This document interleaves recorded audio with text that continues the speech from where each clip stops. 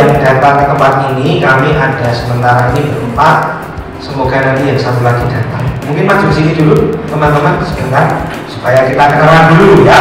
Karena tak kenal maka tak sayang. Nah, supaya nanti kami juga disayang. Maju dulu. Sudah. Saya Romo Albertus Sista. Biasa dipanggil Romo Albertus. Saya asli dari Jogja. Imam Puspa Agung Semarang. Saat ini bertugas di Paroki Banyumanik. Ya. Selain di situ saya tugas lain, salah satunya ya adalah menjadi Ketua Komisi Kepemudaan di Kevigapan Semarang. Ya. Terima kasih Romo Albertus untuk waktunya. Bapak, saudara-saudari, selamat pagi berkah dalam. Perkenalkan, nama saya Romo Christophorus Resa. Saya biasa dipanggil Romo Resa. Saya sekarang bertugas di Rumah Warga Wisma Salam, tempat pembinaan OMK Kusuma Agung Semarang. Lalu di situ saya juga diminta tolong Bapak Uskup untuk menjadi kepala unit pengembangan kaum muda Kusuma Agung Semarang, BPKM namanya, sebuah lembaga baru di Kusuma ini tentang riset OMK. Jadi saya diminta untuk membantu di tempat itu. Dan hari ini saya bersyukur bisa datang ke tempat ini. Datang bersama dengan Romo Albertus dan juga teman-teman untuk dinamika di Katedral Singapura. Luar biasa. Di Semarang kalau keong, dia bukan keong.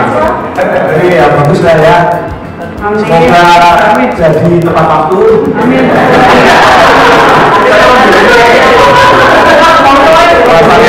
Bisa di situ ya. Dan itu saja perkenalan dari saya. Nanti kita berdamika di sesi 2 dan 4. Terima kasih.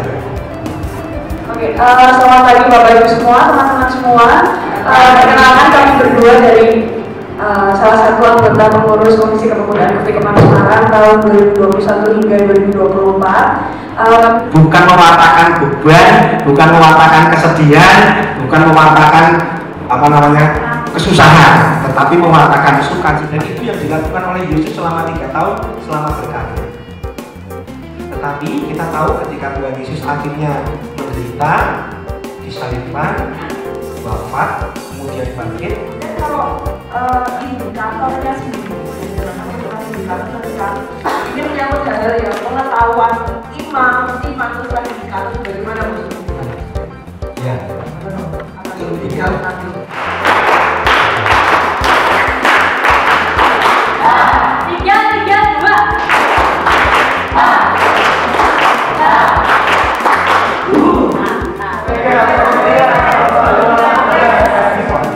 Prabowo. Ya, silakan nomor 2. Jawabannya adalah Lukas dan Filipus. Coba kita lihat. Jawabannya adalah Filipus. Ya. Oke, jawabannya adalah Lazarus. Yakin ya? Kita kunci jawabannya. Jawabannya adalah seberapa sering ada pertemuan OMK di paroki. Nah ini syukur puji Tuhan dari yang tadi itu 60% itu kebanyakan dari mereka setiap minggu ada pertemuan. Terima kasih atas tadi permulaannya.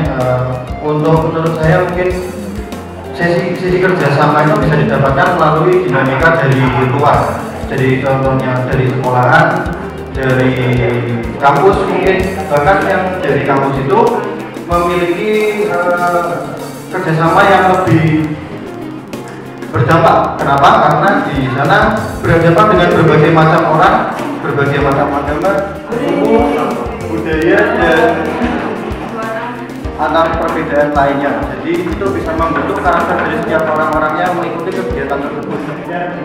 Sebetulnya masih kerjasama itu, tapi kita mencari teman-teman yang seiman. Teman yang seiman nanti terus arahnya ke mencari pacar, jodoh dan lain sebagainya. Itu kalau kita mau cari di tempat lain akan susah. Kita mau mencari persahabatan di kampus, di sekolah itu beragam. Jadi kalau kita sudah mengkhususkan diri di paroki, jadi kita bisa tahu, oh ini nanti teman yang cocok buat aku. Pasti kehidupannya juga pasti sama dengan kita ya, apa ajaran-ajarannya sama. Jadi kita bisa belajar lebih banyak dari teman-teman yang ya kita bisa membangun relasi untuk bisa sampai kepada jenjang yang kita harapkan. Pasti gitu, salah satunya anak-anak ikut kegiatan di paroki ya mencari jodoh, ya kan? Mau nggak mau itu adalah salah satu alasan untuk terlibat aktif di paroki. Ya.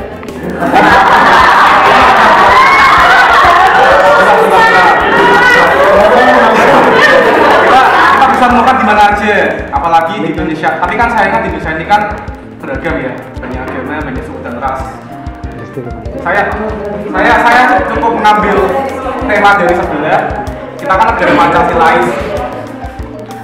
Kita ada UU yang mengatur juga bahwa semua orang bebas beragama. Jadi kan bebas juga mengenai pasangannya kan, jadi kan kemanusiaan juga. Jadi menurut saya ya harus di gereja lah, tempat kerja, tempat kuliah, sekolah pun bisa kita temukan kita masing-masing. Jadi cukup dari saya. OMK itu tidak perlu terlibat di paroki.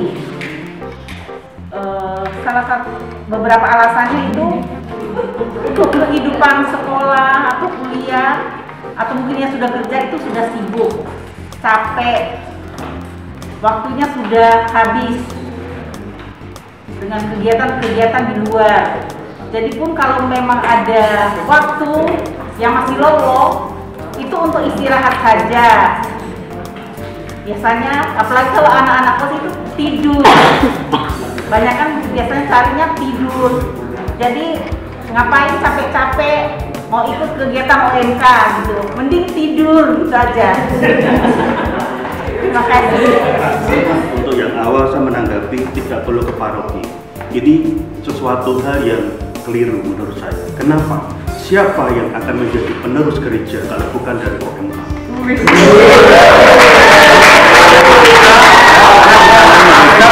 Eksistensi dari gereja itu akan ada. Kenapa? Karena kita minoritas. Tadi yang berikutnya adalah terkait soal kita harus mengajak OMK, itu salah satunya kenapa? Karena di dalam OMK atau di dalam mereka itu ikut di kegiatan di OMK, kita akan mengarahkan mereka untuk tetap ada di jalur yang benar. Siapa itu? Kristus.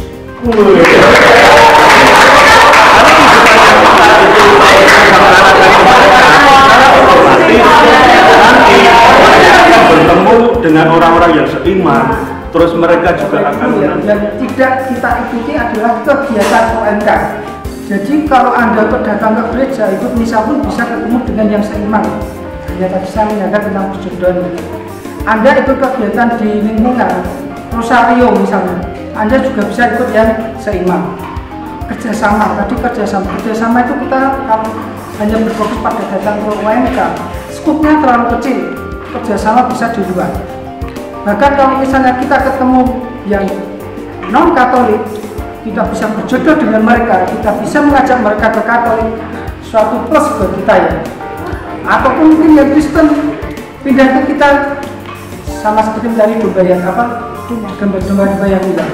Jadi yang kita poinnya adalah tidak ikut kegiatan OMK, bukan tidak ikut ke gereja atau kegiatan Katolik lainnya.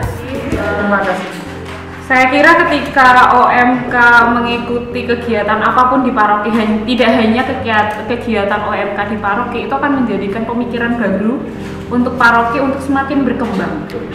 Karena kita mungkin bukan hanya OMK ya yang memiliki pandangan-pandangan baru, tetapi sering berjalannya dengan waktu, pemikiran OMK itu yang sangat diperlukan untuk mengembangkan paroki semakin berkembang. Ketika paroki semakin berkembang, orang-orang muda akan semakin melihat paroki dan semakin kehilangan untuk meninggalkan gereja. Menurut saya begitu. Dengan makin berkembangnya paroki, semakin berkembangnya OMK juga, makin dilihat paroki-paroki lain untuk semakin berkembang. Kita juga bisa menjadi penggerak untuk anak muda ikut ambil dalam pelayanan juga di kegiatan OMK ini, dan kita bisa mendukung mendukung anak-anak OMK untuk apa ya, lebih berteman, ya bisa berteman dengan teman yang seiman, karena kan itu kan ya bisa lebih nyambung. Terus kemudian untuk kesehatan mental dan pergaulan juga pada anak-anak muda Katolik terutama. Nah, terus yang untuk penggerak tadi, kalau bukan anak-anak muda, kalau bukan kita siapa lagi? Saya mau menanggapi kalau menjadi penggerak itu biasanya anak OMK itu ketika mereka sudah terjun kebanyakan tuh bingung. Aku di OMK itu mau ngapain, sedangkan mereka yang kegiatan kebanyakan yang menonjol. Anak-anak yang menonjol itu mereka lebih berekspresi untuk kegiatan, sedangkan yang tidak menonjol udah kamu diem aja. Itu yang membuat anak-anak itu kayak aduh aku jadi males di OMK. Lalu kalau mencari teman itu kadang mereka OMK ini punya grup-grup sendiri. Kalau istilahnya punya geng-geng sendiri. Ini sama ini, atau teman satu sekolah, atau dulu mereka pernah krisma terus jadi ketemu lagi di OMK. Jadi itu suatu apa ya? Ini aku yang namanya mencari teman, ternyata temanku juga itu aja, duduknya waktu pertemuan OMK sama itu aja. Jadi rasanya kalau teman nggak harus di OMK. Saya sangat setuju jika anak saya atau OMK menikah dengan beda agama, karena zaman sudah modern. Jadi jika mereka sudah saling mencintai, hidupnya sudah mapan, oke-oke saja, daripada dijodohkan mereka tidak saling cinta, nanti di tengah jalan malah ada apa-apa. Sekian. Pernikahan beda agama. Soalnya kalau di pernikahan itu kan tidak hanya cinta pertama saja. Awal kita pertemuan kita senang, tapi kita nanti biasanya itu di langkah selanjutnya akan terjadi perpecahan. Jadi saya tidak setuju dengan pernikahan yang beda agama. Sudah waktu setengah menit. Saya ingat ketika dulu ada romo di paroki asli saya itu menyatakan kalau kamu harusnya tidak boleh menikah dengan orang yang berbeda agama, dengan alasan kamu harus tahu satu, di Alkitab suci itu sudah tertulis itu. Ini tadi saya mengutip di sini yang 2 Korintus ayat 6 ayat 14 itu, janganlah kamu merupakan pasangan yang tidak seimbang dengan orang-orang yang tidak percaya. Jadi di sini bisa dikatakan kalau menikah dengan pasangan tidak seiman itu sangatlah ditentang oleh Tuhan. Selain itu akan menimbulkan banyak persoalan. Satu, khusus di nanti kaitannya dengan apa ya, waris ya, kompleks waris. Menurutku kayak gitu tuh orang harusnya harus menikah kan dolar kayak sih, udah tahu.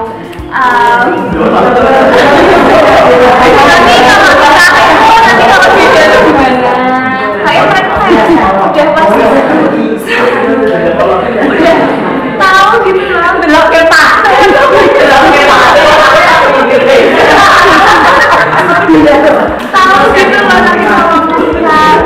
agama.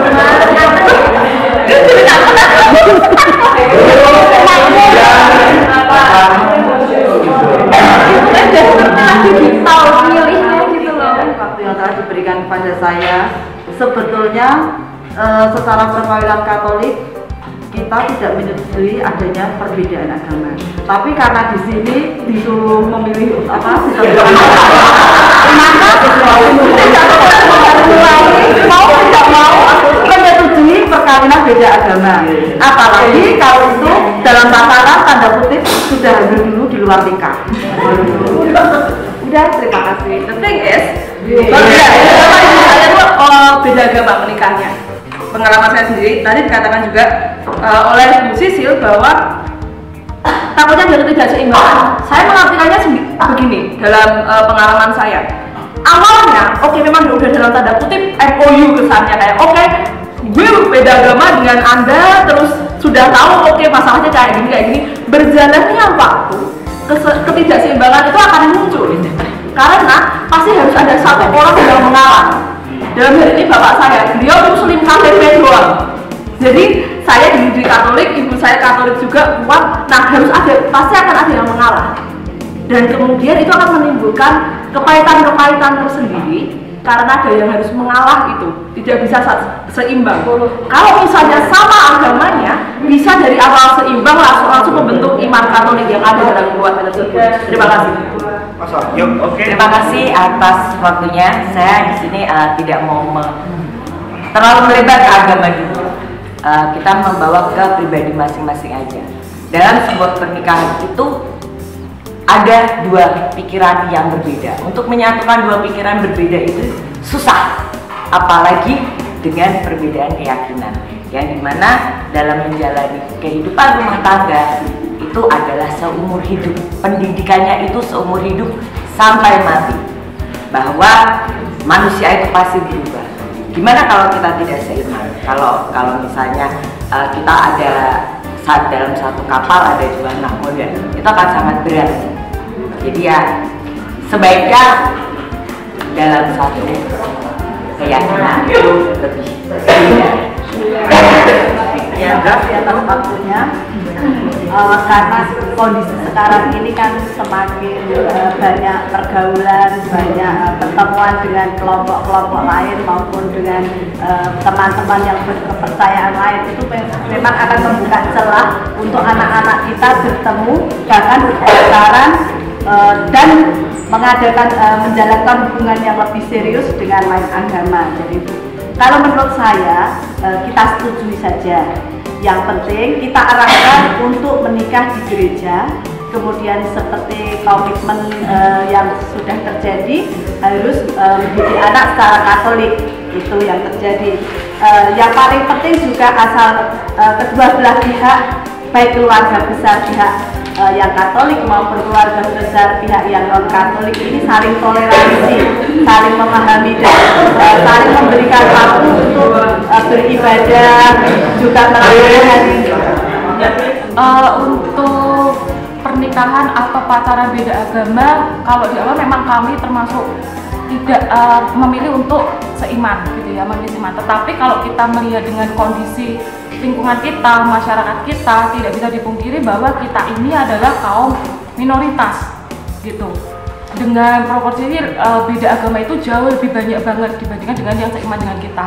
Kalau menurut saya, selama ada toleransi, selama saling memahami, entah itu beda agama, entah itu seagama pun, kalau dua ini tidak dipegang penuh, pasti akan percuma juga yang namanya pernikahan. Ya, seperti banyak banget pengalaman yang beda agama pun, mungkin yang satu non, yang satu Katolik, tetapi yang non mau nganterin ke gereja, jemput ke gereja, itu juga salah satu bentuk toleransi. Bedanya juga kalau misalkan yang seagama tapi saling cuek-cuekan, ya buat apa? Yang penting toleransi dan saling memahami. Mulai. Terima kasih. Pernikahan beda agama sempat disangkasi oleh Bapak Uskup waktu sini, yaitu masuk ke pemilihnya Bapak Uskup.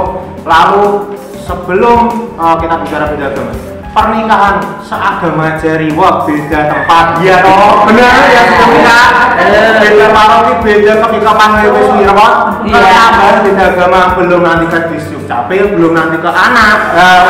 Kalau misalkan mau meneruskan beda agama, ya kudu siap dengan segala keributan itu ya. Tapi kembali lagi, memang kalau sudah pilihannya masing-masing, ya monggo.